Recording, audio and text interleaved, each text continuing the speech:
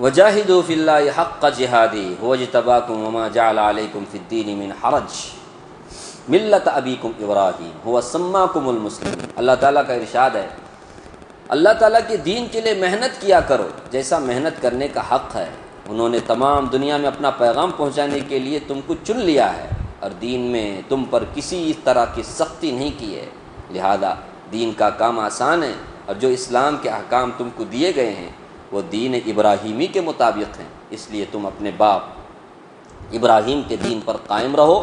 اللہ تعالیٰ نے تمہارا لقب قرآن کریم کے نازل ہونے سے پہلے بھی اور اس قرآن میں بھی مسلمان رکھا ہے۔ مسلمان کا معنی فرما بردار، اللہ کے حکموں کے سامنے جھکنے والا۔ تم کو ہم نے اس لیے منتخب کیا ہے تاکہ محمد صلی اللہ علیہ وسلم تمہارے لیے گواہ ہوں اور تم دوسرے لوگوں کے مقابلے میں گواہ بنو۔ تو اس آیت میں دیکھیے اللہ نے فرمایا محنت کرو، وجاہدوا فی اللہ حق جہاد، محنت کرو، اللہ کے راستے میں محنت کرو۔ تو مطلب یہ ہے کہ قیامت کے دن جب دوسری امتیں انکار کریں گی، یہاں گواہ کی بات بھی ہے نا کہ رسول اللہ گواہ ہوں گے تمہارے اوپر، جب دوسری امتیں انکار کریں گی کہ انبیاء نے ہم کو تبلیغ نہیں کی، اللہ پوچھیں گے تمہارے پاس کوئی سمجھانے والا آیا تھا؟ وہ پچھلی امتیں سب انکار کریں گے، نہیں کون بھی آیا نہ تھا، کون بھی نہیں آیا تھا۔ تو وہ انبیاء امت محمدیہ کو بطور گواہ کے پیش کریں گے۔ وہ انبیاء امت محمد ہے، کتنا بڑا اعزاز ہے کہ اللہ ہم نے اپنی قوم کو دعوت دی ہے، ان کی تبلیغ کی ہے۔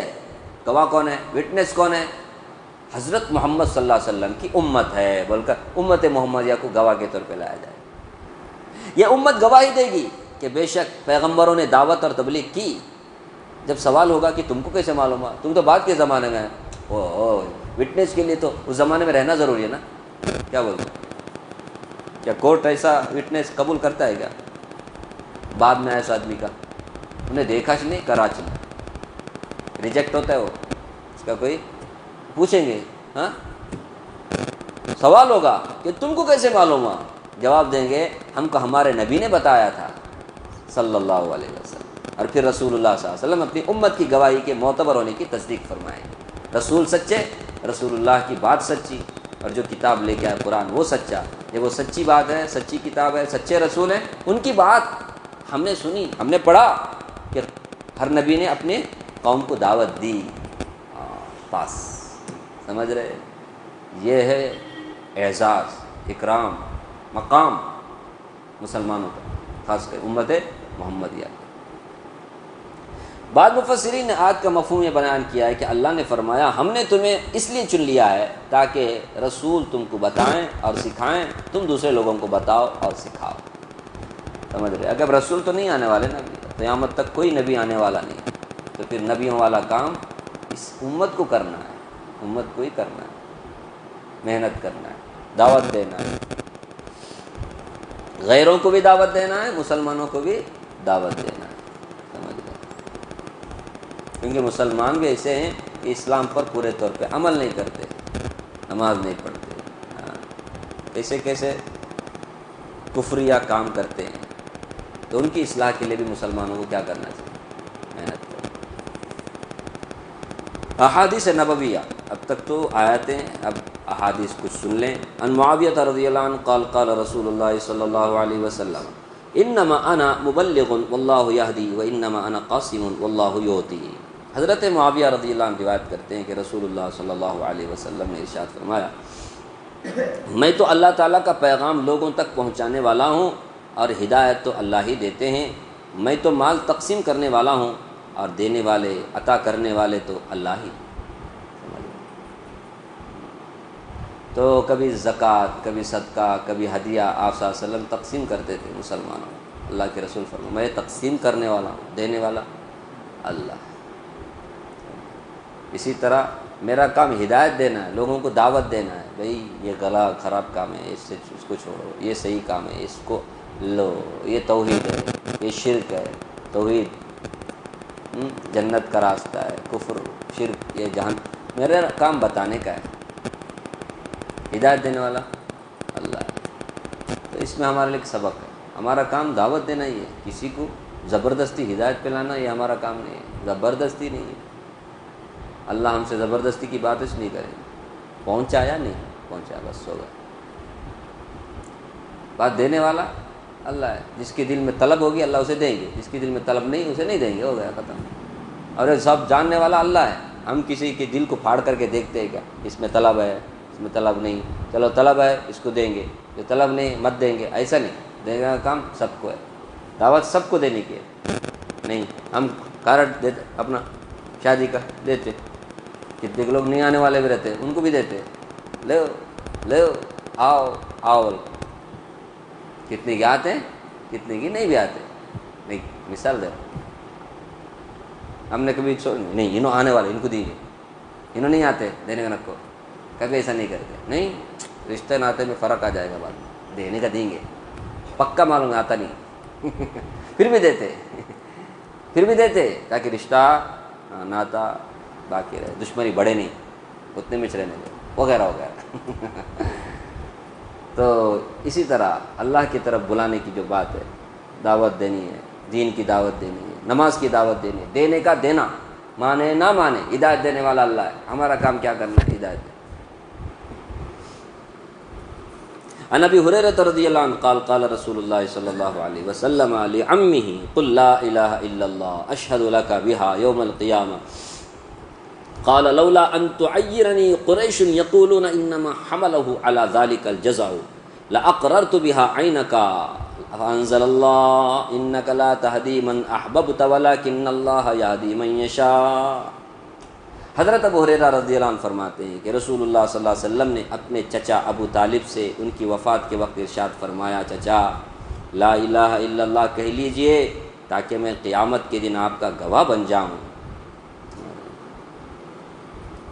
ابو طالب نے جواب دیا، آپ کا پیارا چچا تھا ابو طالب نے جواب دیا، نام دیکھو طالب، ابو طالب، طالب کا معنی کیا؟ طلب رکھنے والا. نام دیکھو کیسا ہے، طلب رکھنے والا، طلب رکھنے والا. نام سے کیا بھی فائدہ، نام کتنا بھی اچھا ہو، دل میں طلب نہیں تھی. نام کے اندر طلب ہے. ابو طالب، وہ بھی بہت طلب کرنے والا. جو آدمی جو کام اچھے ڈھنگ سے کرتا ہے، زیادہ کرتا ہے، اس کو ہے نا اس کام کی طرف نسبت کرتے ہوئے ابو بول کر کے لگتا ہے. ابو بکر، ابو ہریرہ، سمجھ رہے؟ تو ابو طالب طلب کرنے والوں میں بھی بڑا. ابو طالب نے جواب دیا، اگر قریش کے اس طعنے کا ڈر نہ ہوتا کہ ابو طالب نے صرف موت کی گھبراہٹ سے کلمہ پڑھا ہے تو میں کلمہ پڑھ کر ضرور آپ کی آنکھوں کو ٹھنڈا کر دیتا. اس پر اللہ تعالیٰ نے یہ آیت نازل فرمائی، پیغمبر انک لا تہدی من احببت ولکن اللہ یہدی من یشاء. پیغمبر آپ جس کو چاہیں ہدایت نہیں دے سکتے بلکہ اللہ جس کو چاہیں ہدایت دے دیں. تو چچا اتنی محنت کی آپ اصل میں چچا ہے نا، کب دوسروں پر اتنی محنت کی ہمارے نبی نے، چچا پر کتنی محنت کی ہوگی. لاسٹ ٹائم میں بھی چھوڑا نہیں، امید پر کہ میرا چچا ابھی تو بھی نہیں لائے. تو معلوم کیا ہوا، ہدایت اللہ دیتا ہے. اور وہ کب دیتا ہے؟ طلب پر دیتا ہے. جس کے اندر آر ہے، شرم ہے، تکبر ہے. شرم بولتے ہیں نا، یہ شرم نہیں اصل میں، یہ تکبر ہے. نام شرم کا رکھتے ہیں ہم کو شرم آتی ہے، کیا بھی نہیں. تمہارے اندر کبر ہے، بڑپن ہے. تم کو کیا ہے، میں کائی کو اس کے سامنے جانا، میں کائی کو یہ کرنا. یہ شرم، آر، تکبر آدمی کو دین سے، اس کے کامیابی سے اس کو روکنے والی چیزیں ہیں. اس لیے کبھی کیا نہیں کرنا چاہیے. ایس ایل سی 60 سال 65 سال وہ تو بھی ایس ایل سی کرتے، سمجھ رہے؟ وہ قرآن سیکھنے کے لیے شرم آتے ہیں. نہیں ابھی میں یہ عمر میں گیا مولوی صاحب کے پاس، انہیں کیا سوچیں گے، کیا سمجھیں گے، کیا ہوا نا. ایسے ہی نماز پڑھتے رہیں گے، ایسے ہی قرآن الٹا سیدھا پڑھتے رہیں گے، سیکھیں گے نہیں، کریں گے. وہی دنیا کے لیے کتنا اچھے سے جاتے ہیں. ٹیوٹرل، کیا ٹیوٹرل کیا یہ بولتے ہیں انگلش میں، الگ سکھانے والے ہوتے نا، ٹیوٹر، کیا ٹیوٹرل، ہاں کیا کہ بولتے ہیں، جاتے سیکھنے، گھر میں بھی بیٹھ کے سیکھتے کرتے. جب کہ کوئی ٹھکانہ نہیں ہے دنیا کب ختم ہوتی ہو، کیا کچھ اس کا بھروسہ ہے. اس کے لیے کتنی محنت ہے. اس کے لیے ذرا برابر بھی شرم نہیں آتی اللہ. دین کا معاملہ ہے تو شرم آتی. اس لیے وہی بچپن میں جو پڑھتے تھے نماز وہی بچپن تک بھی چلتے رہتا ہے, الٹا سیدھا کیسا کیسے کہ پڑھتے, قرآن بھی نماز بھی یہ بس. کتنے لوگوں کا سورہ فاتحہ برابر نہیں ہے, کتنے لوگوں کا کلمہ برابر نہیں ہے, کلمہ برابر نہیں. کبھی کبھی اقامت کو کھڑا کرنا, اقامت ذرا بولو بولو, اقامت صحیح نہیں ہے. نو اذان بولنے کے لیے کبھی ٹھہرانا, اذان برابر نہیں ہے. یہ حج کے لیے مسلمانوں کا حال کیا ہے؟ کیا بولتے چاہیے سیکھنا چاہیے. میں کیا بول رہا تھا؟ ہاں آر, یہ آر پر بات کر رہا تھا. شرم, ان کو شرم آ گئی ابو طالب کو. لوگ آر دلائیں گے, شرم دلائیں گے. اب موت کے ڈر سے, جہنم کے ڈر سے اپنے بھتیجے کا کلمہ پڑھا, تو یہ آر سننا ان کو پسند نہیں تھا. اس کے لیے اتنا بڑا رسک مول لے لیا. کیا جہنم میں جانا پسند, آر پسند. اس میں ہم لوگوں کے لیے سبق ہے. ہم کبھی سنت کو چھوڑتے ہیں, کبھی نبی صلی اللہ علیہ وسلم کے طریقوں کو چھوڑتے ہیں. خوشی کے موقع پہ, غم کے موقع پہ کیا ہے, انہوں کیا بولیں گے, انہوں کیا بولیں گے. داڑھی رکھنے میں بھی شرم, ٹوپی پہننے میں شرم, نماز کو جانے میں شرم, قرآن پڑھنے میں شرم, قرآن کھولنے میں شرم, مسلمان کا نام ظاہر کرنے میں شرم. ایسا سب شرم کرتے رہیں گے نا, پھر ابو طالب کا جو حشر والا گوچیں گا سمر, اللہ کی حفاظت فرمائے. ایسا نہیں کرنا چاہیے. ہمیں تو جان جان کر کے نبی صلی اللہ علیہ وسلم کی سنتوں پہ چلنا چاہیے.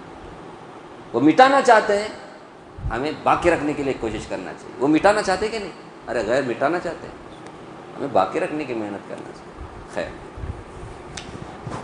اب ایک حدیث پڑھتے ہیں, ترجمہ کر دیتا ہوں. حضرت عائشہ رضی اللہ عنہ فرماتی ہیں کہ حضرت ابوبکر رضی اللہ عنہ زمانے جاہلیت میں رسول اللہ صلی اللہ علیہ وسلم کے دوست تھے. ایک دن رسول اللہ صلی اللہ علیہ وسلم سے ملاقات ہوئی کہ اشراق کا ٹائم ہو جائے, ہم اشراق پڑھ کے یہاں سے نکلے, ورنہ آپ لوگوں کو سر میں درد پیدا کرنے کے لیے ہم بات زیادہ نہیں کرتے. اللہ تعالیٰ مجھے بھی آپ کو بھی رسول اللہ صلی اللہ علیہ وسلم کی باتوں پر, آپ کی تعلیمات پر سچے دل سے عمل کرنے کی توفیق عطا فرمائے. آمین یا رب العالمین. سبحان اللہ وبحمدہ, سبحان اللہ وبحمدہ, ونشهد ان لا الہ الا انت نستغفرک ونتوب الیک. سبحان ربک رب العزة عما